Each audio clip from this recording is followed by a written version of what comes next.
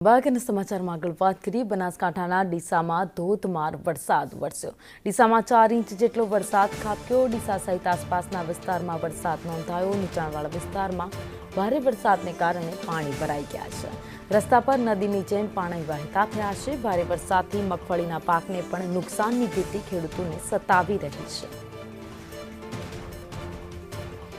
ફરી એકવાર બનાસકાંઠા જિલ્લામાં વરસાદી માહોલ જામ્યો છે। ડીસામાં ધોધમાર વરસાદ વરસ્યો। ડીસામાં ભારે વરસાદ વરસતાની સાથે તમામ વિસ્તારો અત્યારે જળમગ્ન થઈ ગયા છે।